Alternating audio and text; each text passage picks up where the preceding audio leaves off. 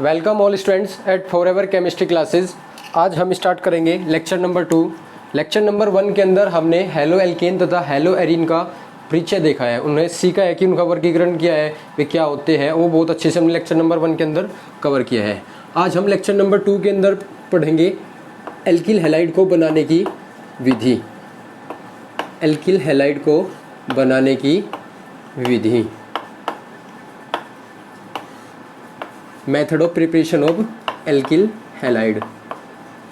Heading को मैं English में भी बोल देता हूँ, एल्किल हैलाइड को बनाने की विधि। ये हमारा जो लेक्चर है काफ़ी इंपॉर्टेंट होने वाला है, क्योंकि इनसे ही मैंने बताया कि चैप्टर इंपॉर्टेंट होता है और ये सारी विधि हमें नेक्स्ट चैप्टर में भी काम आएगी, तो इन्हें हमें सीखना होगा। जो हमारी सबसे पहली विधि है वो कहीं से है? सबसे पहली विधि है हमारी एल्केन से। एल्किल हैलाइड को हम कहीं से बना सकते हैं? एल्केन से भी बना सकते हैं। देखिए स्टूडेंट्स, कैसा होता है एल्किल हैलाइड किसे बोलते हैं? एल्काइल ग्रुप कौन है हमारा? आर, और हैलाइड मतलब हमारा हैलोजन। ये मैंने लेक्चर नंबर 1 के अंदर आपको बहुत अच्छे से बताया है कि एल्किल हैलाइड क्या होता है, एल्किल ग्रुप और हैलोजन। अब हमें एल्किल हैलाइड बनाना है, यानी कि RX बनाना है। हर एक यौगिक का एक सामान्य सूत्र होता है, हर एक क्रियात्मक समूह का एक सामान्य सूत्र होता है जिससे उसे प्रदर्शित किया जाता है। तो एल्किल हैलाइड को वहीं से दिखाया जाता है RX। जैसे मैं आपसे पूछ लेता हूँ कि आपको C2H5Br बनाना है, क्या बनाना है आपको? C2H5Br। तो R की वैल्यू आपको क्या रखनी होगी? C2H5, और X की वैल्यू क्या रखनी होगी आपको? Br। X कौन है हमारे? Fluorine, chlorine, bromine, iodine. और एल्काइल ग्रुप के बारे में आपको पता है CH3, C2H5, C3H7 वगैरह वगैरह ये होते हैं। ये एल्काइल ग्रुप होता है हमारा एल्किल समूह। तो एल्केन हमारा क्या होता है? एल्केन होता है हमारा सबसे छोटा एल्केन लेते हैं हम। कौन है हमारा सबसे छोटा एल्केन? मीथेन। ये हमारा सबसे पहला एल्केन है। अब मीथेन से आपको क्या बनाना है? Alkyl halide. आपको क्या करना होगा? आप डालिए इसमें क्लोरीन। किसकी उपस्थिति में? सूर्य के प्रकाश की उपस्थिति में। ठीक है, इसे मैं बोलूँगा। अब देखिए, एक यहाँ पे एक ट्रिक होती है। ट्रिक क्या है हमारी? सूर्य का प्रकाश है, ये सूर्य का प्रकाश को मैं बोलता हूँ यहाँ पे रोशनी। वो बस ऐसे ही ट्रिक के लिए बोल देते हैं।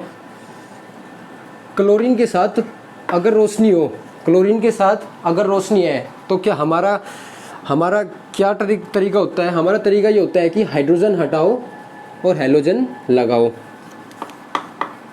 अभियान क्या चलता है हमारा? हाइड्रोजन हटाओ। एक हाइड्रोजन मैंने हटा दिया और उस पर कौन लगा दिया है? एक हैलोजन परमाणु लगा दिया है, और जो हाइड्रोजन हटेगा वो दूसरी क्लोरीन के साथ निकल जाएगा।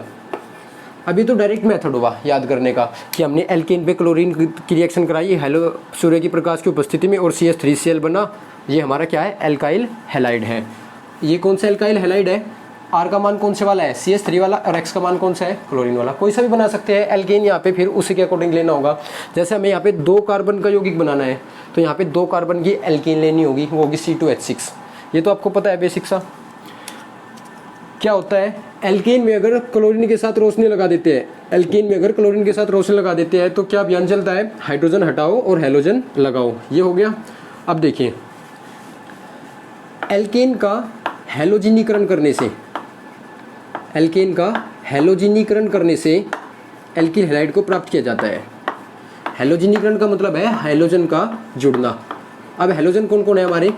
F2, Cl2, Br2 और I2। कौन कौन है हमारे हैलोजन? F2, Cl2, Br2 और I2। अब ये देखिए, मैंने कौन सा यूज़ किया इनमें से? क्लोरीन। क्लोरीन यूज़ किया ना, तो इसका नाम हो जाएगा क्लोरीनीकरण। रिएक्शन का क्या नाम हो जाएगा? क्लोरीनीकरण अभिक्रिया। अगर मैंने फ्लोरीन यूज़ किया है तो फ्लोरीनीकरण अभिक्रिया, ब्रोमीन यूज़ किया है तो ब्रोमीनीकरण, आयोडीन किया है तो आयोडीनीकरण। तो यानी कि हम क्या कर सकते हैं? एल्केन पर भिन्न भिन्न हैलोजन की अभिक्रिया करके हम क्या बना सकते हैं? एल्किल हैलाइड बना सकते हैं। अब देखिए, अब जैसे मैंने आपको दिया C2H6, ये हमारा क्या है? ईथेन है। ये हमारा ईथेन है, और ईथेन के साथ अगर मैंने क्या डाल दिया? क्लोरीन डाल दिया, तो क्या होगा? क्या बयान होगा? क्लोरीन के साथ अगर रोशनी है, क्लोरीन के साथ रोशनी है, तो हाइड्रोजन हटाओ और हैलोजन लगाओ। C2H5Cl होगा और HCl निकल जाएगा। ये बात तो बहुत ईजी है। बट मैं आपको एक बात बता देना चाहता हूँ कि यहाँ पे आप फ्लोरीन यूज़ नहीं कर सकते हैं और आयोडीन भी यूज़ नहीं कर सकते हैं। मतलब आप यहाँ पे फ्लोरीन यूज़ नहीं कर सकते। जैसे मैंने आपको अभी बोला ना, हैलोजन यूज़ कर सकते हैं। तो हैलोजन में आप कौन कौन सा यूज़ नहीं कर सकते? ना तो फ्लोरीन यूज़ कर सकते हैं और ना ही आयोडीन यूज़ कर सकते हैं, यानी कि हैलोजनीकरण करने के लिए फ्लोरीनीकरण संभव नहीं है और आयोडीनीकरण संभव नहीं है। ठीक है, ये भी देख लेते हैं इसका कारण क्या है। नोट कर लीजिए आप इस रिएक्शन को। अभी बताता हूँ मैं इसका क्या कारण है। ये रोशनी क्यों होती है ये भी पता लग जाता है हमें इस रिएक्शन के बारे में। देखिए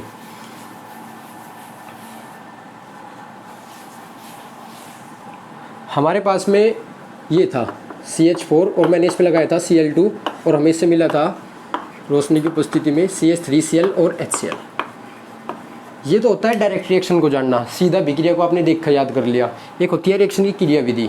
रिएक्शन की क्रियाविधि आपको ये बताती है कि ये रिएक्शन कैसे पूरी हुई है। रिएक्शन की क्रियाविधि ये बताती है कि वास्तव में पूरी कैसे हुई है, क्लोरीन ने कैसे इसके साथ ये रिएक्शन की है, ये सूर्य का प्रकाश किस काम आया है, वो सब किसके अंदर जानते हैं हम, क्रियाविधि के अंदर। अब क्रियाविधि पे ध्यान लगाइए। क्रियाविधि में इन शॉर्ट लिख देता हूँ, शॉर्ट में लिखता हूँ। देखिए सबसे पहले क्या होता है, ये हमारा मीथेन का अणु ऐसे है, ये हमारा CH4 ये वाला, और ये क्लोरीन है हमारा। हर एक बॉन्ड में कितने इलेक्ट्रॉन है हमारे, 2। अब सूर्य का प्रकाश क्या करता है, मतलब ये जो यहाँ पे हम रोशनी डालते हैं, प्रकाश डालते हैं, ये क्या करता है, ये इस बॉन्ड को तोड़ देता है। सूर्य के प्रकाश में ऊर्जा है और ऊर्जा बंध से टूट जाती है, मतलब ऊर्जा से बंध हमारे टूट जाते हैं। अब देखिए क्या होगा, ये वाला इलेक्ट्रॉन इसे इसका वापस मिल जाएगा और ये वाला इलेक्ट्रॉन इसे वापस मिल जाएगा, क्योंकि ये सहसंयोजक बंध में है और सहसंयोजक बंध में दोनों की साझेदारी बराबर की है। उसी प्रकार ये इसे मिल जाएगा और ये वाला इसे। ये कैसे दिखेगा आपको, CH3 एक H हट गया, एक इलेक्ट्रॉन वापस आ गया और ये H इससे अलग हो गया, यानी कि एक H हट गया। यहाँ पे क्या होगा, एक Cl अलग दिखेगा आपको और ये दिखेगा Cl आपको दूसरा अलग। अब जो ये Cl है ना, ये जो एक इलेक्ट्रॉन पे वापस मिला है इसे बोलते हैं मुक्त मूलक। क्या बोलते हैं ऐसे, मुक्त मूलक। ये है मेथिल मुक्त मूलक, ये हाइड्रोजन मुक्त मूलक, ये क्लोरीन मुक्त मूलक। अब ये क्या करेंगे, जो ये मुक्त मूलक बने हैं ये आपस में अभिक्रिया कर लेंगे। इस वाले को देखिए आप, अगर ये वाला एक इलेक्ट्रॉन इसे दे दे और ये वाला एक इलेक्ट्रॉन दे दे तो बराबर की साझेदारी होगी और उससे एक बॉन्ड बनेगा, वो क्या होगा हमारा HCl का, ये वाला। और जो ये वाला है ये किसी साझेदारी में दे दे और ये भी किसी साझेदारी में दे दे, तो हमारा क्या बनेगा, ये बनेगा हमारा CH3Cl। तो सीधा सा मतलब ये है कि इसका एक बॉन्ड टूटता है और इसका बॉन्ड टूटता है और वो दोनों फिर आपस में जुड़ जाते हैं और हमारा क्या बन जाता है, CH3Cl। पर देखिए सबसे बड़ी बात, ये जो मुक्त मूलक बना है किसका बना है, क्लोरीन का। अगर आपने यहाँ पे क्लोरीन लिया तो किसका मुक्त मूलक बनेगा, क्लोरीन का। अगर आपने यहाँ पे फ्लोरीन यूज़ किया F2 जो मैंने अभी बोला था, तो किसका मुक्त मूलक बनेगा, फ्लोरीन मुक्त मूलक। और फ्लोरीन मुक्त मूलक जो होता है ना वो विस्फोटक होता है। क्या होता है, एक्सप्लोजिव होता है, विस्फोटक होता है। अगर रिएक्शन के बीच में, अभिक्रिया के बीच में कोई चीज़ विस्फोटक बन जाएगी तो जितना सब कुछ आपने बना के रखा है वो भी सारा क्या हो जाएगा, नष्ट हो जाएगा, वो भी सब विस्फोट के अंदर खत्म हो जाएगा। तो फ्लोरीन इस कारण से हम यूज़ नहीं कर सकते हैं। तो हम केवल किसका यूज़ करेंगे, या तो क्लोरीन का या ब्रोमीन का। अब बचा कौन हमारा, आयोडीन भी क्यों यूज़ नहीं कर पाते हम, दूसरा देख लेते हैं हम, आयोडीन भी क्यों यूज़ नहीं होता है। ये इसकी क्रियाविधि है। क्रियाविधि आपको नॉलेज के लिए डायरेक्ट याद रखनी होती है। आपको किसी रिएक्शन की टोटल नॉलेज जो देती है वो कौन देती है, हमारी क्रियाविधि। अब देखते हैं कि आयोडीन क्यों यूज़ नहीं किया जाता है। देखिए अगर आपने CH4 पे आयोडीन यूज़ किया, कौन यूज़ किया, CH4 पे आयोडीन, तो हैलोजन है ना, तो जब सूर्य की उपस्थिति में तो हाइड्रोजन हटेगा, आयोडीन लगेगा, तो ये बनना चाहिए CH3I और प्लस HI, उसी प्रकार से बनना चाहिए। बट देखिए अब हाइड्रोजन का जो आकार है ना, हाइड्रोजन आवर्त सारणी में सबसे छोटा दूसरे नंबर का तत्व है, ये बहुत ही छोटा है हमारा। अब ये जब ये छोटा तत्व है और आयोडीन हमारा क्या है, फ्लोरीन, क्लोरीन, ब्रोमीन और आयोडीन। आयोडीन अपने समूह में सबसे नीचे है, मतलब हैलोजन में सबसे नीचे है। जब ये नीचे है तो इसका आकार कैसा होगा, बड़े आकार का। और हाइड्रोजन कैसे आकार का है, छोटे आकार का। मैंने बताया था आपको जब मैं आपको बेसिक करा रहा था कि बॉन्ड की स्थिरता किस बात पर निर्भर करती है, किसी बंध की स्थिरता किस बात पर निर्भर करती है, या तो दोनों बॉन्ड बड़े होने, या तो बंध बनाने में दोनों परमाणु बड़े आकार के होने चाहिए, या दोनों कैसे होने चाहिए, छोटे होने चाहिए। अगर एक छोटा परमाणु है, एक बड़ा परमाणु है, तो उनके कारण बनने वाला बंध कैसा होगा, अस्थायी होगा। अस्थायी, अस्थायी का मतलब टूट जाएगा, एक छोटा एक बड़ा है, एक छोटे की दोस्ती एक बड़े की दोस्ती, छोटे बड़े की दोस्ती नहीं चलेगी। जब छोटे बड़े की दोस्ती नहीं चलेगी तो ये बॉन्ड भी नहीं बन पाएगा। जब HI अस्थायी है तो जैसे ही कोई रिएक्शन में HI ये आयोडीन भाग लेगा और HI बनेगा तो आयोडीन खुद कैसा है, अस्थायी।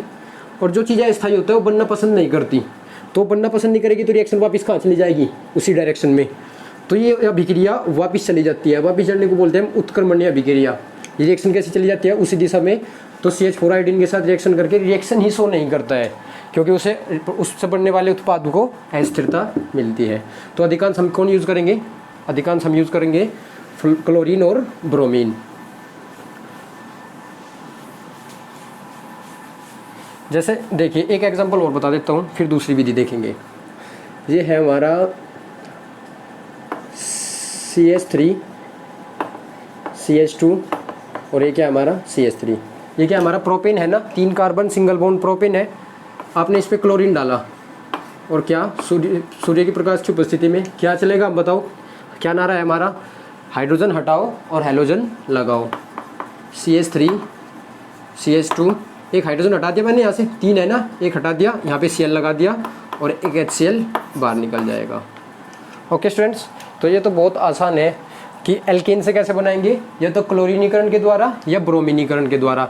जब ब्रोमीनीकरण करोगे तो यहाँ पे HBr होगा, यहाँ पे Br आएगा, ये आप कर सकते हैं। बट मैं बता देता हूँ, एल्केन से एल्किल आयोडाइड यानी कि आयोडीन का उत्पाद डायरेक्ट ना बनाएं, क्योंकि वो बनता ही नहीं है, और फ्लोरीन वाला तो बिल्कुल भी नहीं बनेगा, मतलब आप यूज़ ही नहीं कर पाएंगे। अब दूसरी विधि लिख लेते हैं। हमारी दूसरी विधि क्या होगी, एल्कीन से। क्या है हमारी दूसरी विधि, एल्कीन से। देखिए दूसरी विधि है हमारी, वो एल्कीन से है, और ये एल्कीन। एल्कीन होता है कार्बन कार्बन के बीच में सिंगल बॉन्ड, और एल्कीन होता है हमारा कार्बन कार्बन के बीच में डबल बॉन्ड। तो 2 प्रकार की एल्कीन हमारे पास में है, ये समझ लीजिए पहले, आपको समझ आ जाएगा फिर। CH2 double bond CH2, CH3 CH double bond CH2, ये 2 प्रकार की एल्कीन है। एल्कीन क्या होती है, जहाँ कार्बन कार्बन के बीच में हमारे क्या होता है, डबल बॉन्ड होता है, दोनों में है ना, तो ये एल्कीन है। अब एक है हमारे पास में सम्मित एल्कीन। कौन सी एल्कीन है हमारे पास में, सम्मित एल्कीन। और दूसरी हमारे पास में कौन सी है, असम्मित एल्कीन। दूसरी कौन सी है हमारे पास में, असम्मित। कैसे पता लगाएंगे, देखिए बहुत आसान है। डबल बॉन्ड को देखना है आपको। डबल बॉन्ड किन किन कार्बन के बीच में है, इनके। जिन 2 कार्बन के बीच में डबल बॉन्ड है, अगर उन पे हाइड्रोजन की संख्या समान है, हाइड्रोजन की संख्या समान है, तो है सम्मित। सम्मित का मतलब होता है सेम, सिमेट्रिकल। तो किस पे हाइड्रोजन सेम सेम है, इस वाले पे। इन दोनों कार्बन पे 2-2 हाइड्रोजन है, पर इस एल्कीन में जहाँ डबल बॉन्ड है, क्या वहाँ पे हाइड्रोजन की संख्या समान है। देखिए यहाँ पे कितने हैं, 2, और यहाँ पे कितने हैं, 1। संख्या समान नहीं है, तो ये कैसा है, अनसिमेट्रिकल, असम्मित। समझ गए ना। अगर कार्बन कार्बन के बीच, जिन कार्बन के बीच डबल बॉन्ड है, अगर उन पे हाइड्रोजन की संख्या समान है, तो कौन सी एल्कीन, सम्मित। और अगर नहीं है तो कैसी, असम्मित। ये आपको समझ आ गया होगा।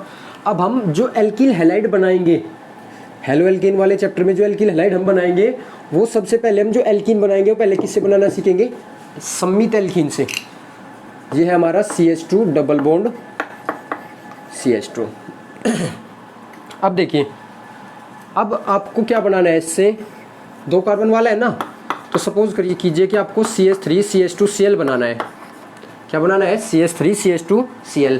ये हमारा क्या हो जाएगा, एल्किल समूह R, जिसका मान होगा C2H5, और ये X की जगह कौन हो जाएगा हमारा, Cl। अब देखिए, जैसे मुझे Cl लाना है तो मैं क्या करूँगा, HCl डाल दूँगा। क्या करूँगा, HCl। अब इससे क्या होगा, ये कैसी एल्कीन है, सम्मित एल्कीन। अब सुनिए, सम्मित एल्कीन पर अगर मैं हाइड्रोजन हैलाइड जोड़ूँ, तो हाइड्रोजन हैलाइड का मतलब हाइड्रोजन के साथ कोई हैलोजन, हाइड्रोजन के साथ कोई हैलोजन अगर ऐड करता हूँ, जोड़ता हूँ, तो कोई टेंशन नहीं लेनी आपको कि कौन सा किस पे जाएगा। आपको क्या करना है, अगर आपने हाइड्रोजन को इस कार्बन पर भेज दिया है, तो आप क्लोरीन को दूसरे कार्बन पर भेज सकते हैं। अगर आपने हाइड्रोजन को उस वाले कार्बन पर भेज दिया है, तो क्लोरीन को कोई से कार्बन पर भेज सकते हैं। अर्थात इसका क्या मतलब है, कोई सा किसी पे भी चला जाए। अब एक बात जानिए, कार्बन के 4 बॉन्ड पूरे है क्या, देख लीजिए, 2 ये रहे और 2 ये रहे, 4 पूरे हैं। जब 4 पूरे हैं तो इसमें से एक बॉन्ड को टूटना पड़ेगा, और मैंने आपको लास्ट क्लास में बताया एक इनमें सिग्मा है और एक इनमें कौन सा है, पाई। तो पहले कौन सा टूट जाता है, पाई बंद दुर्बल होता है। पाई बंद दुर्बल होने का ये जैसे ही टूटेगा तो मैं एक बॉन्ड गायब कर दिया। अब इस कार्बन के 3 ही रह गए ना, तो अब इनमें से एक का किस पे चला जाए, एक इस पे चला जाए, इस पे। तो क्या रूल होता है, कोई से भी चले जाए। सम्मित एल्कीन में क्या रूल होता है, जो HCl, HF, HBr, HI हमने जोड़ा है वो कोई से पर भी जा सकता है। जैसे H इस पे जा सकता है, Cl इस पे जा सकता है। तो देखिए क्या हुआ है, H तो किस पे चला गया है, इस पे CH3, और CH2 पे कौन आ गया है, Cl। तो ये हमारा क्या बना, एल्कीन हैलाइड नहीं बन गया, HCl। जैसे सर ये होता CH2 प्लस HBr, क्या होता हमारे पास में HBr। तो क्या होता बताओ, कोई से पे भेज लो अभी। तो मैं अगर H इस पे भेजता हूँ तो Br को इस पे भेज देता हूँ, CH3 CH2 Br। तो सम्मित एल्कीन में से बनाने में कोई दिक्कत नहीं है, कोई रूल नहीं है यहाँ पे। हाइड्रोजन किसी पे भी जा सकता है और हेलोजन भी किसी पर भी जा सकता है। तो दूसरे वाला तो आप समझ गए, सम्मित वाला। अब देखते हैं दूसरे का ही सेकंड पार्ट, असम्मित एल्कीन से कैसे बनाते हैं। ये बहुत इजी है चैप्टर, बस थोड़ा सा ध्यान लगाए आप, ये आप बहुत इजीली कवर कर सकते हैं। देखिए असम्मित एल्कीन मैंने ली है CH3 CH double bond CH2।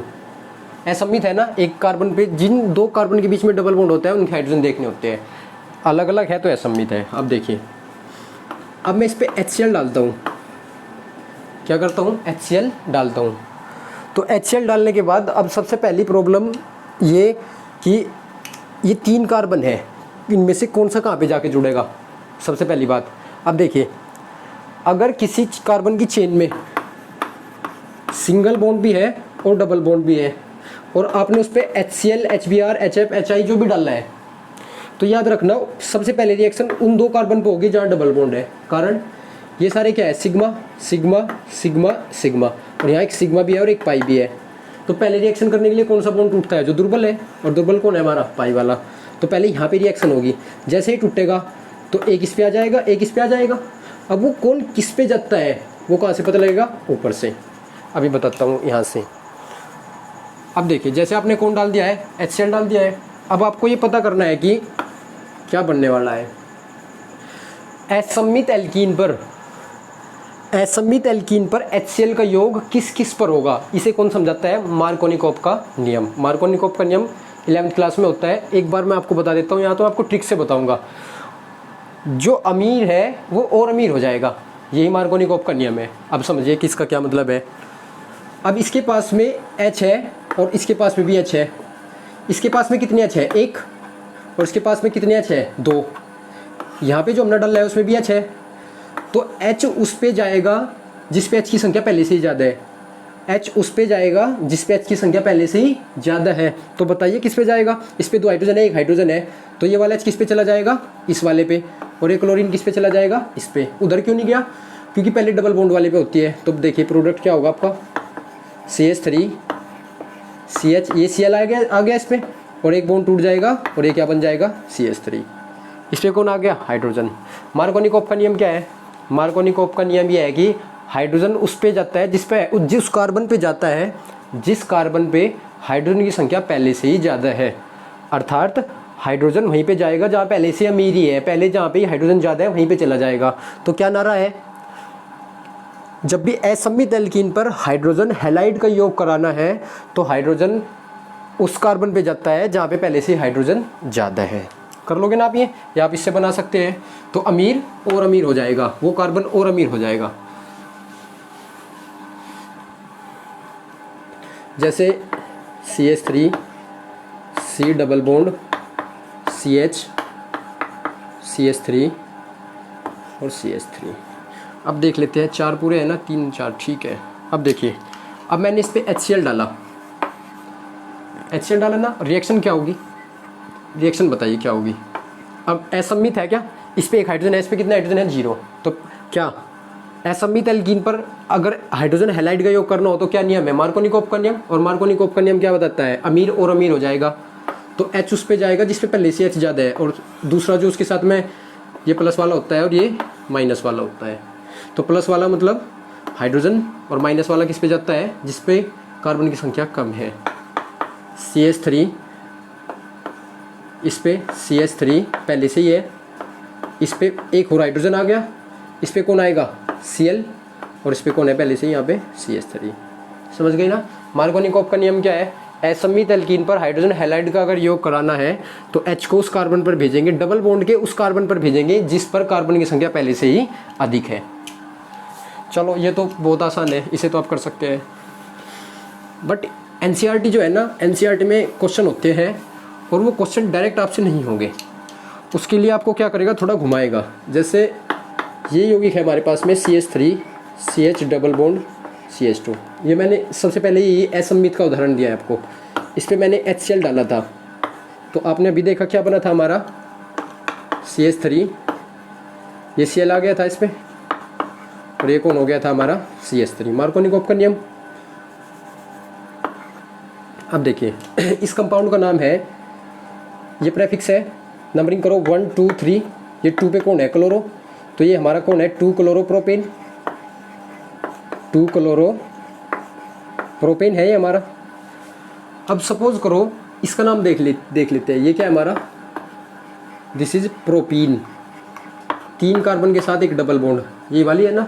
अगर आपको ये बोल दे कि प्रोपीन से 2 क्लोरोप्रोपेन बनाइए, प्रोपीन से 2 क्लोरोप्रोपेन, तो आप बना सकते हैं, ये आपको अभी पता लगा है। अगर मैं आपको ये बोलूँ कि प्रोपीन से 1 क्लोरोप्रोपेन बनाइए, प्रोपीन से 2 क्लोरोप्रोपेन नहीं 1 क्लोरो, या तो वो यहाँ पे लगाओ या वो इधर लगाओ, मतलब पहले नंबर के कार्बन पे होना चाहिए जहाँ से काउंटिंग होगी। तो ये 2 वाला तो आप बना सकते हैं। अब 1 वाला कैसे बनाएंगे वो देख लेते हैं एक बार, ठीक है। 1 वाला हम कैसे बनाएंगे, प्रोपीन से 1 क्लोरोप्रोपेन कैसे बनाएंगे, प्रोपीन से 1 क्लोरोप्रोपेन। देखिए CH3 CH double bond CH2, ये हमारा प्रोपीन है, और इससे हमें बनाना है क्या, CH3 CH2 और CH2 Cl। अब देखिए क्या हुआ है, अब अगर आप इसमें डायरेक्ट HCl डालते हैं, क्या डालते हैं HCl, HCl का मतलब हाइड्रोजन किस पे जाएगा, जिस पे हाइड्रोजन पहले से ही ज़्यादा है, तो इस पे आना चाहिए था हाइड्रोजन तो, और क्लोरीन इस पे। बट अब क्या हो गया है, अब क्या हो गया उल्टा, कि हाइड्रोजन तो किस पे चला गया है, इस पे 1 था, इस पे कितने हो गए हैं 2, तो हाइड्रोजन तो उस पे चला गया जो पहले से ही गरीब था, उस पे 2 हो गए ना हमारे, और इस पे हमारे कितने हैं 2 है हमारे, और इस पे कितने हो गए, अब हमारे 2 के 2 ही है, पर हेलोजन आ गया है। इसका मतलब मार्कोनिकोव का उल्टा हो गया है, मार्कोनिकोव का उल्टा हो गया है। और मार्कोनिकोव का उल्टा कौन होता है, एंटी मार्कोनिकोव नियम। एंटी मार्कोनिकोव नियम क्या है, अगर हम किसी असममित एल्कीन को HCl के साथ अभिक्रिया कराए, परंतु किसकी उपस्थिति में, पेरोक्साइड की उपस्थिति में, किसकी उपस्थिति में, पेरोक्साइड क्या होता है, पेरोक्साइड बंद क्या होता है, ऑक्सीजन के बीच में सिंगल बॉन्ड का होना ही पेरोक्साइड होता है। और ये देखा गया है कि असममित एल्कीन पर अगर पेरोक्साइड की उपस्थिति में HCl डाल दिया जाए तो मार्कोनिकोव का उल्टा होने लगता है। अब हाइड्रोजन उस कार्बन पे जाने लगता है जिस पर हाइड्रोजन की संख्या कम है, चला गया है, और क्लोरीन उस कार्बन पे जाने लगता है जिस पर हाइड्रोजन की संख्या पहले से ही ज़्यादा है। तो अगर आपको 1 क्लोरोप्रोपेन यूज़ करना है तो उस रिएक्शन में आप क्या लिख दीजिए, पेरोक्साइड है तो ऐसे दिखा दीजिए, या आप ऐसे लिख दीजिए पेरोक्साइड की उपस्थिति में, ऐसे पेरोक्साइड लिख दीजिए, ठीक है। या इसके ऊपर आप H2O2 लिख दीजिए, क्या लिख दीजिए H2O2, क्योंकि H2O2 में ये हमारा ये पेरोक्साइड बंद होता है, और इसका नाम भी है हाइड्रोजन पेरोक्साइड। H2O2 का क्या नाम है, हाइड्रोजन पेरोक्साइड। तो आप समझ गए होंगे कि पेरोक्साइड की उपस्थिति में मार्कोनिकोव का नियम क्या हो जाता है, उल्टा हो जाता है, जिससे भी हम एल्किल हैलाइड प्राप्त कर सकते हैं। देखिए क्या हमारा एल्किल हैलाइड नहीं है हमारा, ये R ग्रुप है और ये क्लोरीन है हमारा। समझ गए ना। सम्मित एल्कीन पर कोई नियम नहीं है, कोई सा कोई से भी चिपका दो, कोई प्रॉब्लम नहीं है। बट असम्मित एल्कीन में क्या नियम है हमारा, हाइड्रोजन असम्मित एल्कीन में मार्कोनिकोव नियम क्या है, अमीर और अमीर होएगा, और पेरोक्साइड में क्या हो जाता है, उसका उल्टा हो जाता है। इसे पेरोक्साइड प्रभाव भी कहते हैं, बट ये 11th में पढ़ाया जाता था, अब ये आपको 12th में काम आएगा। तीसरी विधि हमारी एल्काइन से, एल्कीन से हो गया, एल्कीन से हो गया। अब तीसरी विधि क्या है हमारी, एल्काइन से। एल्काइन क्या होता है, कार्बन कार्बन के बीच में ट्रिपल बॉन्ड, तो हम ले लेते हैं CH ट्रिपल बॉन्ड CH, ठीक है, बहुत आसान है। आप पहले क्या कीजिए, बहुत सारे मेथड है इसमें। पहले आप क्या कीजिए, इस पर हाइड्रोजन जोड़िए। किसी अभिक्रिया में हाइड्रोजन का जुड़ना हाइड्रोजनीकरण कहलाता है। किसी अभिक्रिया में हाइड्रोजन का जुड़ना हाइड्रोजनीकरण कहलाता है। और हाइड्रोजन जब भी जुड़ता है या तो प्लेटिनम मिलेगा या पैलेडियम मिलेगा। जब भी हाइड्रोजन जुड़ेगा डबल बॉन्ड या ट्रिपल बॉन्ड पे तो पीटी मिलेगा या पीडी मिलेगा। हाइड्रोजन गैस का जो अधिशोषण है, अब गैस डायरेक्ट रिएक्शन तो नहीं करती है, आप गैस के डायरेक्ट मॉलिक्यूल्स को पकड़ के नहीं रख सकते, होल्ड करके नहीं रख सकते। जब आप पकड़ के डायरेक्ट रिएक्शन में नहीं डाल सकते तो किसी माध्यम के थ्रू हम इसे डालते हैं, ठीक है। गैस को थोड़ी ना आप इकट्ठा करेंगे। तो हम क्या करते हैं, प्लेटिनम की सतह पर, प्लेटिनम का एक इलेक्ट्रोड है हमारे पास में, प्लेटिनम के इलेक्ट्रोड पर हाइड्रोजन गैस जो है ना वो बहुत अच्छे से अधिशोषित हो जाती है। अधिशोषित होने का मतलब इसकी सरफेस पर, सतह पर चिपक जाती है। तो हम फिर क्या करते हैं, इस प्लेटिनम इलेक्ट्रोड को उसके साथ डालते हैं जिसके साथ हमें रिएक्शन करानी होती है। तो उसके थ्रू ये इसकी साथ रिएक्शन कर लेता है। अब ये बोलोगे कि प्लेटिनम भी तो रिएक्शन कर सकता है। प्लेटिनम एक एक्रिया इलेक्ट्रोड है और एक्रिया इलेक्ट्रोड क्या है, खुद रिएक्शन में भाग नहीं लेते हैं। तो प्लेटिनम, पैलेडियम ये सारे हमारे, ये क्या है, हाइड्रोजन गैस के अधिशोषक है, मतलब उसे अपनी सतह पर अधिशोषित करके तब रिएक्शन कराते हैं। अब क्या होगा, दोनों सेम है ना, कोई सा पे एक एच इस पे भेज दीजिए, एक एच इस पे, तो क्या बनेगा हमारा, इधर दिखा देता हूँ, एक डबल बॉन्ड, एक बॉन्ड टूट जाएगा, टूट गया ना, एक एच इस पे और एक एच इस पे, ठीक है। अब उस पे क्या, वही HCl डाल दो, प्रोक्साइड वगैरह की जरूरत नहीं है, सम्मित है, कोई सा पे भी चला जाए, CH3 CH2 और इस पे आ जाएगा Cl। ये जब जुड़ेगा जाके तो एक बॉन्ड को टूटना होगा, जैसे एक बॉन्ड टूटेगा तो डबल रह जाएगा, जैसे एक बॉन्ड टूटेगा इस पे भी कमी, इस पे भी कमी, तो एक एक मिल जाएंगे दोनों को, तो ये बन जाएगा हमारा। तो एल्गाइन से तो कोई खास है नहीं हमारा, डायरेक्ट है बिल्कुल। अब आता है सबसे इम्पोर्टेंट, बोर्ड के पेपर में ये आता ही रहता है, यूपी बोर्ड के एग्ज़ाम में ये आता ही रहता है, तो आप इसे अच्छे से नोट करें। जो हमारा अगली विधि है वो कहीं से है, एल्कोहल से। कहीं से स्टूडेंट्स, एल्कोहल से, मोस्ट इम्पोर्टेंट एल्कोहल से। देखिए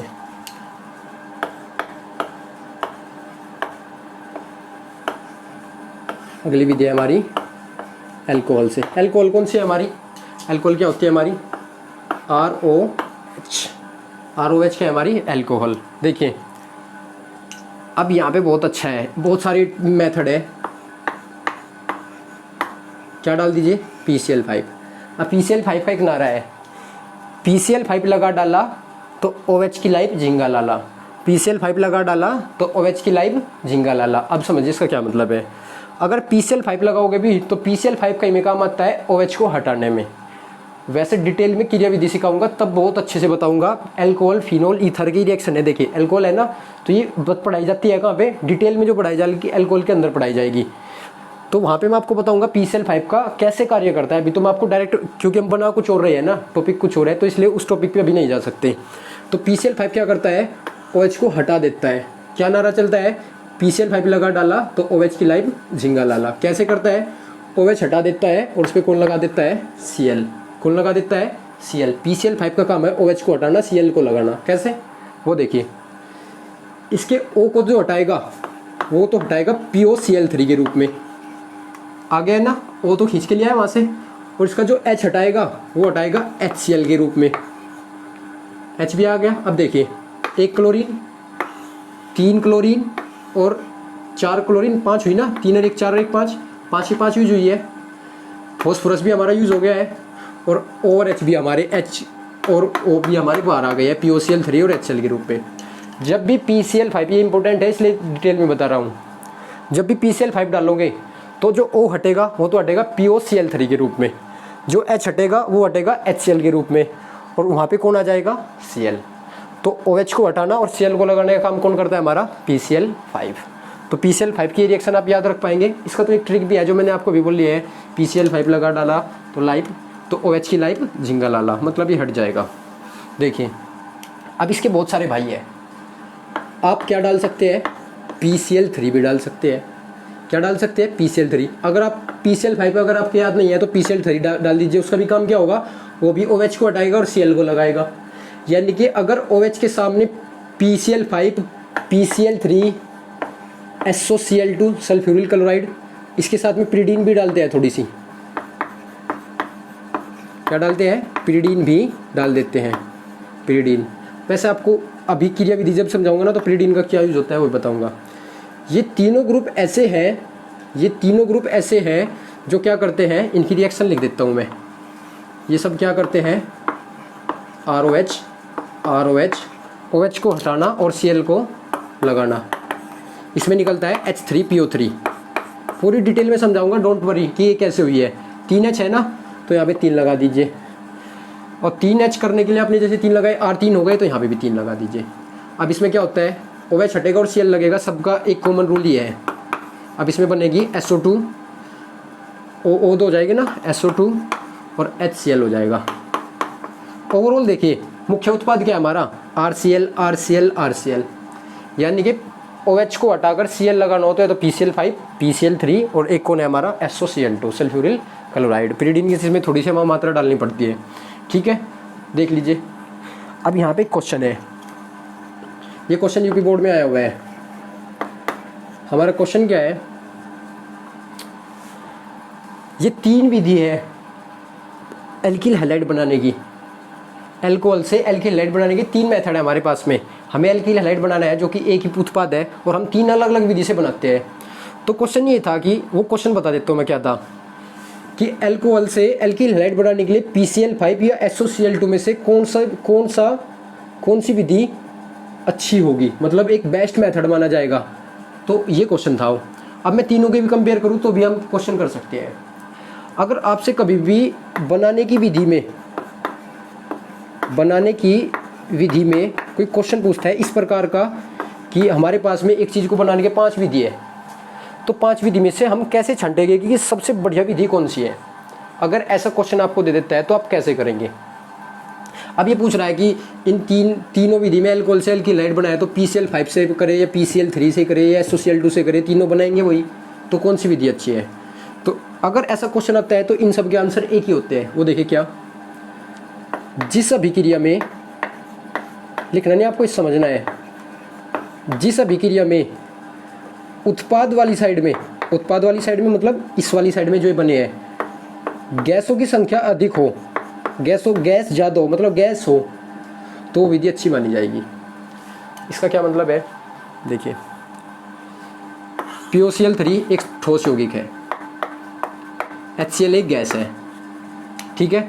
एल्किल हैलाइड तो तीनों में है, मैं दूसरे उत्पाद की बात करूंगा। H3PO3 क्या है हमारा, एक ठोस यौगिक है, और SO2 हमारी सल्फर डाइऑक्साइड गैस है, और HCl हाइड्रोक्लोरिक ये भी हमारी गैस है। SOCl2 वाले केस में ध्यान से देखिए आप, 2 गैस निकली है मुख्य उत्पाद के साथ में, कौन कौन सी, HCl और SO2। और इसमें क्या है, एक ठोस बना है और एक गैस बना है, और इसमें क्या है, इसमें एक ठोस ही बना है। अब बनाने की विधि में जिस अभिक्रिया में उत्पाद गैसों के रूप में हो, मुख्य उत्पाद को तो छोड़ दीजिए, RCl को तो छोड़ दीजिए, उसके साथ में जो उत्पाद है, इसमें POCl3 HCl है, एक ठोस है एक गैस है, इसमें ठोस है और इसमें दोनों ही क्या है, गैस है।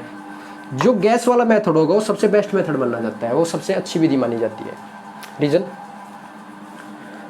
अब आप एक बात बताइए, आपने चाय देखी है, जब हमारी चाय बनती है तो चाय को हम क्या करते हैं, फिल्टर करते हैं, छानते हैं। वो किससे करते हैं हम, अपनी चाय छाननी से हमारे फिल्टर होता है, उसमें डालते हैं, वो चाय की पत्ती वहीं पर रुक जाती है और हमारी चाय नीचे आ जाती है, ऐसा होता है। अगर चाय बनाने की कोई ऐसी विधि हो जिसमें हमें अपनी चाय छन्नी का यूज़ ना करना पड़े, उस फिल्टर पेपर का यूज़ ना करना पड़े और डायरेक्ट आपको मिल जाए, तो आपका खर्चा कम होगा या नहीं होगा। इसका मतलब खर्चा कम हो जाएगा। सीधी सी बात तो ये है कि आप चाय छन्नी यूज़ ही नहीं कर रहे, अब वो आपको लगाने की ज़रूरत ही नहीं है, वो सीधी ऐसे आपको चाय मिलती है, तो आपकी कॉस्ट कम होगी, आपकी लागत कम होगी। अब जिस अभिक्रिया में हमें RCl तीनों उत्पाद ही मिले हैं, जब आपको केवल इनमें से कौन चाहिए, एल्किल हैलाइड, अगर आपको इनमें से अलग करना हो एल्किल हैलाइड, इसमें से भी एल्किल हैलाइड बाहर निकालना है, इससे भी बाहर निकालना है, ये किसी पात्र के अंदर प्राप्त हुए आपको, अभिक्रिया कहीं पात्र के अंदर तो होगी, तो वहाँ से आपको ठोस को अलग से हटाना पड़ेगा, गैस तो अपने आप निकल जाएगी, गैस को तो हटाने की ज़रूरत नहीं है। ये ठोस को हटाने के लिए अलग खर्चा करना पड़ेगा, इसे आप पृथक्करण कोई विधि लगाओगे तो इसके लिए खर्चा करना पड़ेगा। परंतु इसमें तो दोनों उत्पाद क्या है हमारे, गैस। और जिस अभिक्रिया में मुख्य उत्पाद के साथ बाकी सब गैस प्राप्त हुई है तो वो ऑटोमेटिक क्या हो जाएगी, बाहर निकल जाएगी। तो अब आपको पृथक करने के लिए मतलब निकालने के लिए, अन्य उत्पाद को निकालने के लिए कोई विधि उपयोग नहीं करनी होगी। जब कोई अन्य विधि उपयोग नहीं करोगे तो उसकी कॉस्ट कैसी आएगी, उसकी लागत कैसी आएगी, कम खर्चे पे आपने उस उत्पाद को प्राप्त कर लिया है। जबकि जैसे आपको ठोस POCl3 को हटाने के लिए क्या करना पड़ेगा, कोई विधि लगानी पड़ेगी, तब आपको प्योर शुद्ध RCl प्राप्त होगा। तो हम क्या करेंगे, उस विधि को बेस्ट मानते हैं जिसमें अधिक से अधिक गैस बनती हो। इसका लॉजिक क्या है, जिसमें अधिक गैस बनेगी वो गैस बाहर निकल जाएगी, और गैस बाहर निकल जाएगी तो शुद्ध हमें कौन प्राप्त होगा, RCl। तो SOCl2 के द्वारा बनाई गई अल्कोहल से एल्किल हैलाइड बनाने की एक सर्वोत्तम विधि मानी जाती है। नोट कीजिए इसे।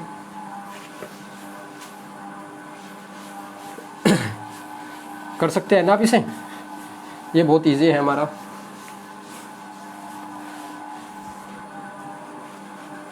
एक और विधि है अल्कोहल से ही, वो जब मैं आपको लुकास परीक्षण पढ़ाऊंगा ना, अल्कोहल फिनोल ईथर में लुकास परीक्षण, तो वहाँ पे बताऊंगा आपको ये, ठीक है। ये विधि अभी नहीं करा रहा हूँ मैं, बहुत अच्छे से आपको वहाँ याद हो जाएगी, डोंट वरी। अब देखिए अगली विधि है हमारी हुंसडीकर अभिक्रिया से। अगली क्या है हमारी, हुंसडीकर अभिक्रिया से।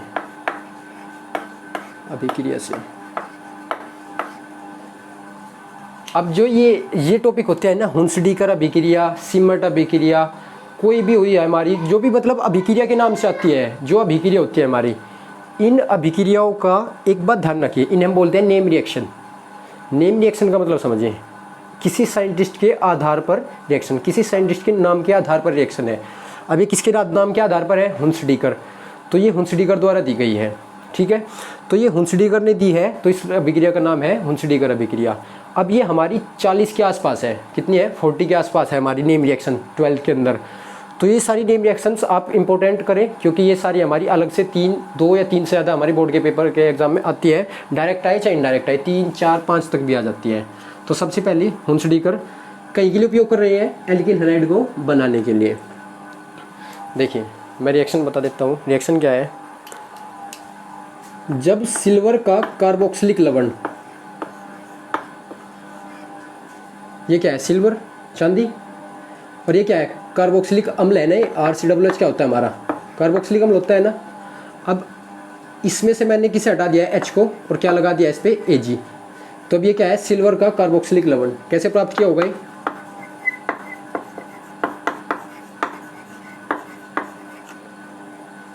ये क्या है हमारा, कार्बोक्सिलिक अम्ल, ये हमारा अक्षार AgOH, सिल्वर हाइड्रोक्साइड। और अम्ल अक्षार के बारे में आपको पता है, अम्ल का H और अक्षार का OH, अम्ल का H अक्षार का OH क्या बनाएंगे, H2O, और बाकी क्या हुआ, RCOOAg। अब अम्ल की अभिक्रिया अगर अक्षार से करा दी जाए तो हमारा क्या बनता है, लवण। देखिए ये क्या बनता है, लवण। तो किसका लवण है, सिल्वर का कार्बोक्सिलिक लवण, सिल्वर का कार्बोक्सिलिक लवण। ये मैंने आपको बताया कि लवण क्यों बोलना है मैंने इसे। जब सिल्वर का कार्बोक्सिलिक लवण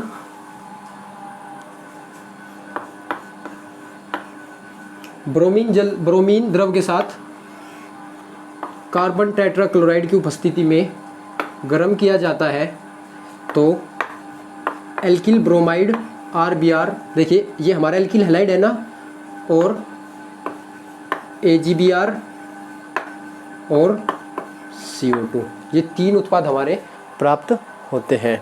मुख्य उत्पाद कौन है हमारा, RBr, जिसे हमें एल्किल हैलाइड को बनाना है। मैं एक बार इसका स्टेटमेंट बोल देता हूँ। जब सिल्वर का कार्बोक्सिलिक लवण ब्रोमीन द्रव के साथ कार्बन टेट्राक्लोराइड की उपस्थिति में गर्म किया जाता है तो एल्किल ब्रोमाइड प्राप्त होता है। यह अभिक्रिया हुंसडीकर अभिक्रिया कहलाती है। आपको इतनी बात लिखनी भी होगी और ये रिएक्शन भी उसके नीचे शो करनी होगी, तब आपको 2 नंबर मिलेंगे। 2 की आते हैं मोस्टली। अभी तो मैंने आपको बताया क्या, स्टेटमेंट। अब समझिए रिएक्शन के बारे में। याद रखने की ट्रिक बताता हूँ पहले। याद रखने की ट्रिक क्या है, Ag पे कैसा है, पॉजिटिव। और वैसे मैंने आपको बताया जो Ag है हमारा चांदी, सिल्वर जो हमारा होता है वो हैलोजन का शौकीन होता है। ये अगर एक बार इसे चमक जाए ना तो उसे नहीं छोड़ता है, तो Ag की साली निकाल के ले जाएगा, AgBr बन जाएगा। ये तो इसे छोड़ने का नहीं बिल्कुल भी। जैसे ही यहाँ से AgBr निकलेगा, यहाँ से कौन सी गैस निकल जाएगी, कौन सी गैस, CO2 गैस। ये देखिए ये पूरी कौन सी है, CO2 गैस निकल गई। अब CO2 भी चला गया, Ag भी चला गया, एक Br भी चला गया, एक Br तो बचा हुआ है ना, तो किसके साथ कनेक्ट हो जाएगा, R के साथ में, तो क्या बन जाएगा RBr। डायरेक्ट तो आप इसे ऐसे याद रख सकते हैं, जैसे मैं इसे लिखूँ CH3COOAg और इस पर डालता हूँ मैं Br2 और CCl4। अब देखिए क्या करोगे बताओ, Ag के साथ कौन, Br निकल गया, यहाँ से कौन सी गैस, CO2 गैस, एक तो CH3 बचा और एक Br बचा होगा, तो ये बनेगा CH3Br। एल्किल ब्रोमाइड का मतलब मिथाइल ब्रोमाइड, मेथिल ब्रोमाइड, ठीक है ना, ये बन जाएगा हमारा। तो इस अभिक्रिया को बोलते हैं हम हुंस-डीकर अभिक्रिया। अब एक क्वेश्चन है, क्वेश्चन क्या है, हुंस-डीकर अभिक्रिया के अंदर कार्बन टेट्राक्लोराइड CCl4 क्यों उपयोग किया जाता है। अब देखिए आप एक बात समझ के देखिए, पूरी रिएक्शन के दौरान हमारे उत्पाद बन गए, पर CCl4 को मैंने कहीं भी यूज़ नहीं किया, कहीं भी तो यूज़ नहीं हुआ, देख लो आप, CCl4 को मैंने कहीं भी यूज़ नहीं किया। जब CCl4 कहीं पे भी यूज़ नहीं हुआ है तो इसका क्या मतलब है, इसका उपयोग है नहीं इसमें, फिर रिएक्शन में है क्यों। तो ये क्वेश्चन आया हुआ है कि हुंस-डीकर अभिक्रिया के अंदर कार्बन टेट्राक्लोराइड CCl4 का उपयोग क्यों किया जाता है। अब देखिए इसका रीज़न भी बता देता हूँ, और एक क्वेश्चन और भी है इसका, वो भी बता देता हूँ। अब जो ब्रोमीन है ना, ब्रोमीन ये तो एक अकार्बनिक स्पीसी है, एक अकार्बनिक मौलिक अणु है ना, ये हमारा कार्बन नहीं है इसमें, और ये कैसा है कार्बनिक। तो जब इन दोनों को डाला जाता है ना, तो ये अभिक्रिया नहीं करते, क्या नहीं करते हैं, अभिक्रिया नहीं करते हैं। अब हम क्या करते हैं, हम ब्रोमीन के अंदर CCl4 क्या होता है, डिजोल्व होता है, ब्रोमीन के अंदर कार्बन टेट्राक्लोराइड के अंदर ब्रोमीन डिजोल्व हो जाता है बहुत ही अच्छे से। तो हम क्या करते हैं, पहले हम एक पात्र के अंदर RCOOAg को भर लेते हैं, और उसमें क्या करते हैं, उसमें CCl4 मिला देते हैं, क्या कर देते हैं, उसमें CCl4 मिला देते हैं, कार्बन टेट्राक्लोराइड।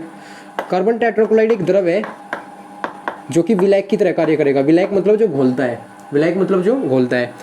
अब हम इसके अंदर ब्रोमीन डाल लगे अब क्या होगा, ब्रोमीन जो है वो कार्बन टेट्राक्लोराइड के अंदर तो घुल जाती है, ब्रोमीन क्या हमारा कार्बन टेट्राक्लोराइड के अंदर घुल जाती है। जब ये ब्रोमीन कार्बन टेट्राक्लोराइड के अंदर घुल जाएगी, और कार्बन टेट्राक्लोराइड किसके अंदर घुल जाता है, RCOOAg के अंदर, दोनों ही कार्बनिक है। जब ये दोनों घुल जाएंगे तो ये इसके अंदर जाके इसके सारे इसमें भी घुल जाएगा, जब ये इसकी सहायता से इसमें घुल जाएगा तो अभिक्रिया नहीं हो जाएगी। यानी कि इसने घोलने के लिए काम किया है, सहायता की है ना, और जो घोलने के लिए सहायता करते हैं वो कौन होते हैं, हमारे विलायक। अर्थात हुंस-डीकर अभिक्रिया में CCl4 कार्बन टेट्राक्लोराइड विलायक के रूप में उपयोग किया जाता है, जो कि सिल्वर के कार्बोक्सिलिक लवण तथा ब्रोमीन को घोलने के लिए उपयोग किया जाता है। ठीक है, इसका रिएक्शन में पार्टिसिपेट करने का कोई कारण नहीं है, रिएक्शन में खुद भाग लेते हैं, जबकि रिएक्शन में भाग लेने के लिए उपस्थित अणुओं को क्या करता है, एक्टिव करता है, सक्रिय कर देता है। अब देखिए चलो एक क्वेश्चन करते हैं इसका, आपको फिर वो क्वेश्चन बताऊंगा। जैसे मैंने यूज़ किया R की जगह कौन, C2H5COOAg, ये यूज़ कर लिया ना। अब क्या है, मैंने इस पर Br2 डाला, तो देखिए बताइए क्या होगा, CCl4 की उपस्थिति में होगी रिएक्शन, थोड़ा गर्म भी करेंगे। Ag किसे निकाल के ले जाएगा, Br को, तो आप सीधा निकाल देंगे AgBr प्लस, यहाँ से कौन निकल जाएगी, CO2। अब देखिए क्या बचा, C2H5 और एक Br,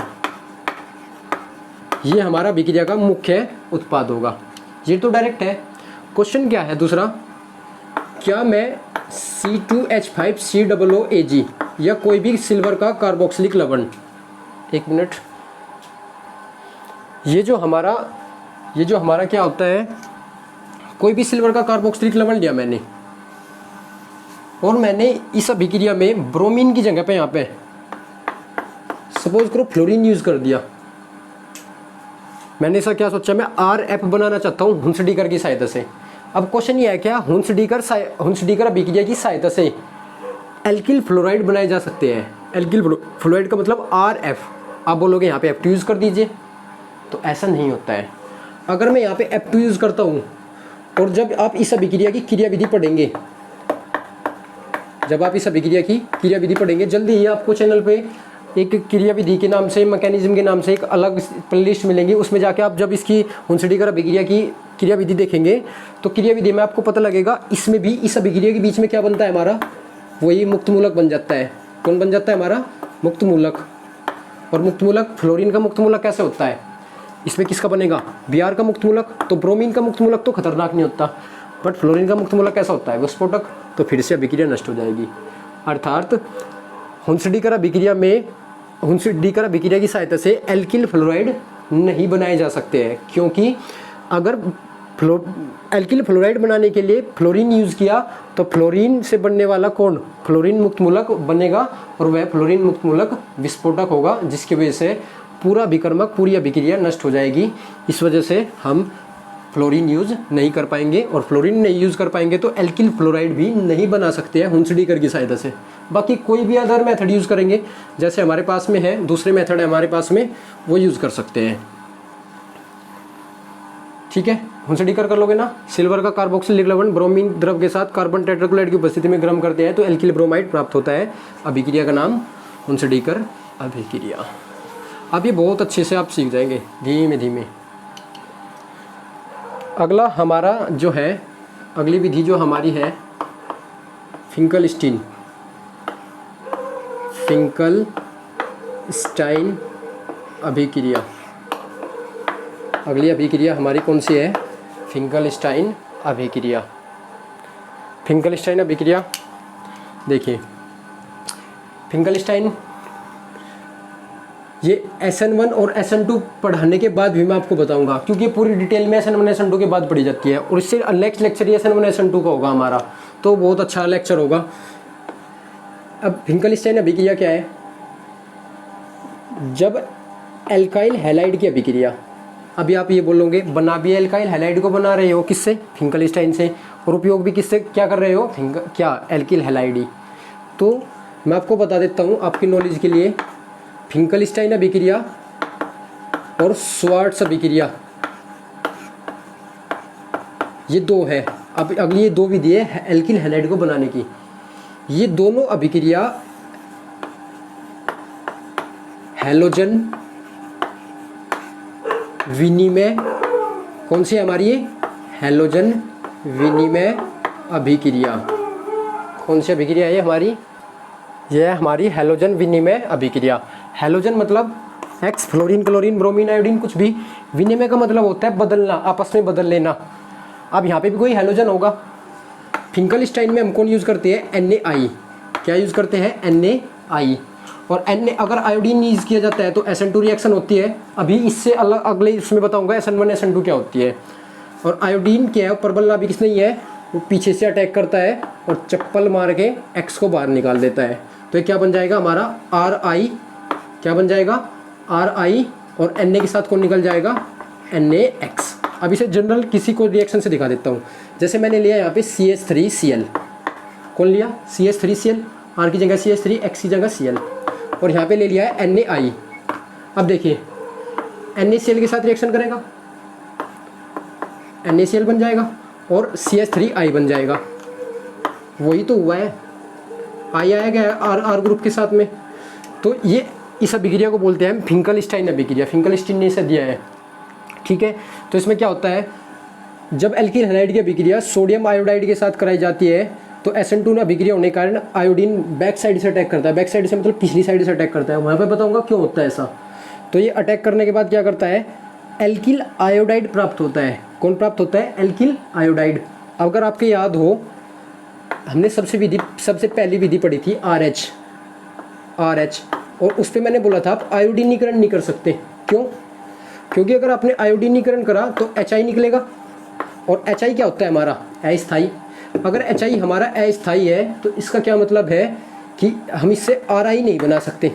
क्या नहीं बना सकते, हम RI नहीं बना सकते, क्योंकि ये रिएक्शन होती ही नहीं हमारी। तो एल्किल आयोडाइड जो बनाए जाते हैं वो किसके द्वारा बनाए जाते हैं, फिंकलस्टाइन अभिक्रिया के द्वारा एल्काइल आयोडाइड बनाए जाते हैं। समझ गए ना। तो क्या होता है, आयोडीन बदल जाता है। अब यहाँ पे X कौन कौन हो सकता है, आयोडीन को छोड़कर कोई भी, फ्लोरीन, क्लोरीन और ब्रोमीन। आप यहाँ पे फ्लोरीन, क्लोरीन कुछ भी ले सकते हैं। श्वार्ट्ज में इसमें क्या अंतर है, अब श्वार्ट्ज भी देख लेते हैं एक बार। श्वार्ट्ज में इसमें क्या अंतर है हमारा, इन अभिक्रियाओं को हैलोजन विनिमय क्यों बोला गया है? देखिए हैलोजन का बदलना, यहाँ कौन सा हैलोजन था? क्लोरीन, और यहाँ पे कौन था? आयोडीन। दोनों हैलोजन है। अब क्लोरीन की जगह पे कौन चला गया? क्लोरीन की जगह पे कौन चला गया है? आयोडीन, और आयोडीन की जगह पे कौन आ गया है? क्लोरीन। तो हैलोजन बदल गए हैं ना, तो ये एक हैलोजन विनिमय अभिक्रिया है। अगर आपसे ये बोल दे क्वेश्चन पेपर में कि दो हैलोजन विनिमय अभिक्रिया को समझाइए, दो हैलोजन विनिमय अभिक्रिया को समझाइए, तो आपको दो कौन सी यूज़ करनी होगी? फिंकलस्टाइन, दूसरी स्वार्ट्स। स्वार्ट्स क्या है वो देख लेते हैं एक बार। अब देखिए मैं RX लेता हूँ, यहाँ भी एल्किल हैलाइड लिया जाएगा, पर यहाँ पे कौन लेंगे हम? NaF। कौन लेंगे हम? Sodium fluoride. उसमें कौन है? आयोडीन यूज़ किया है। अब बताइए यहाँ पे X का मान कौन हो सकता है? अब की बार क्लोरीन हो सकता है, ब्रोमीन हो सकता है, और आयोडीन हो सकता है। ये SN1 रिएक्शन होती है, और SN1 रिएक्शन अगले लेक्चर में समझने के बाद आपको पता लगेगा ये फ्लोरीन कहाँ से इस पर सामने साइड से अटैक करता है, और RF बन जाता है, और NaX। जैसे सपोज कीजिए मैंने यूज़ किया CH3Cl, और यहाँ पे कौन यूज़ किया मैंने? NaF। तो हैलोजन बदल दो ऐसे उठा के, और क्या है? NaCl, और प्लस कौन है हमारा? क्या है? CH3F। ये कौन है हमारा? CH3F। क्या हुआ बताइए? क्लोरीन की जगह पे कौन आ गया? फ्लोरीन, और फ्लोरीन की जगह पे कौन आ गया? क्लोरीन। हैलोजन बदल गए ना। स्वार्ट्स अभिक्रिया में फ्लोरीन यूज़ किया जाता है, और फिंकलस्टाइन अभिक्रिया में आयोडीन यूज़ किया जाता है। ये इनकी सबसे अच्छी पहचान है। फिंकलस्टीन में आयोडीन यूज़ किया जाता है, स्वार्ट्स में हमारा फ्लोरीन यूज़ किया जाता है। अब आप एक बात तो जानती है कि फ्लोरीन ज़्यादातर उत्पाद के रूप में नहीं आता है, कारण फ्लोरीन जो है ना अधिकांश उसमें मुक्त मूलक बना लेता है, और फ्लोरीन का मुक्त मूलक विस्फोटक होता है, तो फ्लोरीन के उत्पाद ज़्यादातर डायरेक्ट नहीं बना पाते हैं। तो क्वेश्चन ये भी पूछ सकता है कि किस अभिक्रिया के द्वारा एल्काइल फ्लोराइड बनाना आसान है? Alkyl fluoride.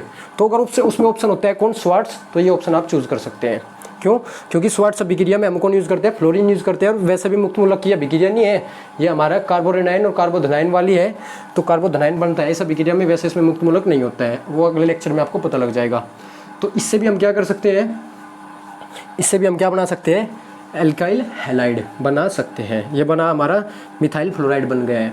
तो अभी तक हमने क्या सीखा? अभी तक हमने सीखा है कि हम एल्किल हैलाइड को किन किन विधियों के द्वारा बना सकते हैं। ये दो हैलोजन विनिमय अभिक्रिया इंपॉर्टेंट होती है, इन्हें आप याद रखिए, फिंकलस्टीन और स्वार्ट्स। स्वार्ट्स SN2 होती है, और फिंकलस्टीन SN1 होती है। फिंकलस्टीन में आयोडीन यूज़ होता है, और एल्किल आयोडाइड प्राप्त होते हैं, और स्वार्ट्स के अंदर फ्लोरीन यूज़ होता है, और एल्किल फ्लोराइड उपयोगी प्राप्त होता है। तो ये तो आई थिंक आपको बहुत अच्छे समझ आ गई होगी। एक क्वेश्चन और है, एक प्रश्न है आपसे, मेथिल फ्लोराइड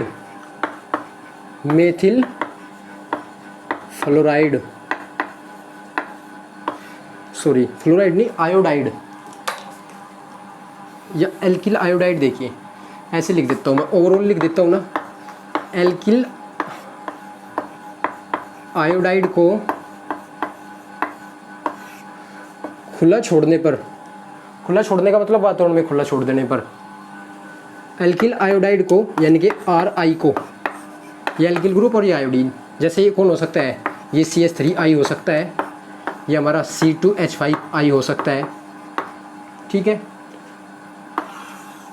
खुला छोड़ने पर यह बैंगनी कलर में, बैंगनी रंग में के यौगिक में परिवर्तित हो जाता है। अर्थात एल्किल आयोडाइड को खुला छोड़ने पर यह बैंगनी कलर में परिवर्तित हो जाता है। क्वेश्चन ये है हमारा। अब ये क्वेश्चन देखिए कैसे होगा, क्वेश्चन नोट कर लीजिए आप, मैं आपको तब तक इसका सॉल्यूशन बताता हूँ। देखिए ये बहुत सिंपल सी बात है, लास्ट लेक्चर के अंदर इसका बेसिक है, इस क्वेश्चन का आंसर देखिए वो आप जब समझ सकते हैं। अब मैंने लिया है CH3I, ये हमारा मिथाइल आयोडाइड है, तो ये भी एल्किल आयोडाइड ही हमारा, अर्थात कार्बन के बीच में, कार्बन के साथ किसका बॉन्ड है? आयोडीन का। ये कौन है इसके पास में? H। अगर ये कौन होता हमारा? C2H5I, तो भी ये कैसे होता? CC और I, ये H यहाँ पे होते, यानी कि C का I के साथ में बॉन्ड है, यहाँ पे भी C का किसके साथ में बॉन्ड है? I का, यानी कि CI का बॉन्ड है। मुख्य कारण ये है। अब आपको पता है कार्बन का आकार क्या है? छोटा आकार है, कार्बन समूह में सबसे ऊपर है, अपने समूह में 14 ग्रुप में है, 14वें समूह में ये हमारा होता है, और ये सबसे ऊपर होता है। और आयोडीन हमारा फ्लोर 17वें समूह का सबसे नीचे है हैलोजन में, इसका आकार कैसा है आयोडीन का? आयोडीन का आकार मैंने आपको पहले बताया था बड़ा है, और कार्बन का आकार कैसा है? छोटा है। और अभी आपको बताया गया है कि छोटे और बड़े की दोस्ती नहीं निभती है। जब इसकी दोस्ती नहीं निभेगी तो ये बॉन्ड टूट जाएगा। और अगर ये बॉन्ड टूटेगा कैसे? जैसे आप इसे खुला छोड़ दोगे तो सूर्य का प्रकाश तो है ना, सूर्य के प्रकाश को हम बोलते हैं एच म्यू। क्या बोलते हैं? H mu. ऐसे भी दिखा देते हैं अगर ऐसे नहीं लिखते हैं, वैसे मैं बोलता हूँ उसे रोशनी, रोशनी लगा दी। अब जैसे सूर्य प्रकाश होगा ना तो उसमें ऊर्जा है, वो इस बॉन्ड को तोड़ देगा। जैसे ही टूटेगा तो ये CH3 अलग हो जाएगा और I अलग हो जाएगा, परंतु ये स्थायी नहीं है। अब कार्बन के कितने बॉन्ड बने हुए हैं? कितने बॉन्ड बने हैं बताइए? कार्बन के अभी 3 ही बॉन्ड बने हुए हैं, 3 हाइड्रोजन है, तो ये स्थायी नहीं है। तो ये क्या करेगा? ये अपने 2 अणु निकाल लेगा। क्या निकाल लेगा? 2 अणु बना लेगा। इसे बोलते हैं एक जैसे 2 अणु का जुड़ना, द्विलक का बनना। तो ये बना हमारा CH3। अब कार्बन के 4 हो गई ना, तो 2 आयोडीन हो गई, तो ये I2 के फॉर्म में निकल जाता है। और ये जो हमारा क्या होता है, दिस इज ईथेन, और इसके कारण हम इसका रंग कैसा हो जाता है? टैंगनी। अब सीधा सा लॉजिक क्या है इसका कि अगर आप मिथाइल आयोडाइड या एल्किल आयोडाइड को खुला छोड़ दोगे तो कार्बन और आयोडीन के बीच में जो बंध होगा वो अस्थायी बंध होगा। और अस्थायी का मतलब होता है जो जल्दी टूट जाता है, और जल्दी टूट जाएगा तो ये रिएक्शन कर लेगा सूर्य के प्रकाश की उपस्थिति में, उसमें ऊर्जा मिलेगी, उसे ऊर्जा मिलते ही वो टूट जाएगा। जैसे वो टूटेगा तो क्या कहीं में कन्वर्ट हो जाएगा ईथेन में, कहीं में कन्वर्ट हो गया ईथेन में। ईथेन का कलर बैंगनी नहीं है, मतलब यहाँ पे जो यहाँ पे क्या बनता है, एल्केन श्रेणी बनती है, उसके कारण इसमें क्या आता है? बैंगनी कलर आता है। वैसे एल्केन में ईथेन और क्या होगा हमारा यहाँ पे, अगर यहाँ पे आपने C2H5 लिया तो यहाँ पे ब्यूटेन होगा, ऐसे करके प्राप्त हो गए। सीधा लॉजिक क्या है हमारा? सीधा सा लॉजिक ये है हमारा, कार्बन और आयोडीन के बीच में जो बॉन्ड है वो अस्थायी होता है, वो टूट जाता है, जिससे नए उत्पाद बनते हैं, तो कलर में परिवर्तन, रंग में परिवर्तन हो जाता है। ठीक है, ये आप समझ सकते हैं। ये जहाँ पे भी मतलब ऐसे है ना कि कार्बन आयोडीन का बंध है तो वो बहुत ही कम टिक पाता है, ये बात आपको समझ लेनी चाहिए, क्योंकि कार्बन आयोडीन में स्थिरता नहीं है। ठीक है स्टूडेंट्स, यहाँ तक आई थिंक ये वीडियो लेक्चर आपको बहुत ही पसंद आया होगा। अगर ये वीडियो लेक्चर आपको पसंद आया है तो वीडियो को लाइक और शेयर करें और चैनल को सब्सक्राइब करें। Thank you.